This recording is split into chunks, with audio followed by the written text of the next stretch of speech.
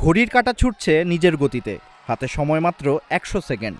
এই অল্প সময়ের মধ্যেই যত বেশি সম্ভব সবুজ সয়াবিন বা এডামামে খেয়ে শেষ করতে হবে। আর যে কম সময়ে শেষ করবে সেই বিজয়ী। তবে শুধু দ্রুত খেলেই হবে না, একটি দানাও নষ্ট করা যাবে না। খোসা ছাড়াতে গিয়ে মাটিতে পড়ে গেলেই কাটা যাবে নম্বর। তাই সময়ের সঙ্গে পাল্লা দিয়ে ঝড়ের গতিতে হাত চালাচ্ছেন শত শত প্রতিযোগী। কেউ এক মুহূর্তের জন্য থামছেন না, কারণ কয়েক সেকেন্ডের ভুলেই হাতছাড়া হতে পারে বিজয়। দেখতে যেন খাওয়ার প্রতিযোগিতা, কিন্তু এর পেছনের উদ্দেশ্য একেবারেই ভিন্ন।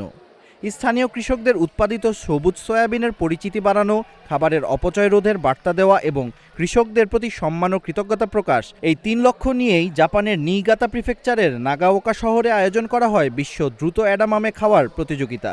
আর সেই ব্যতিক্রমী আয়োজন দেখতে ভিড় করেন শত শত মানুষ।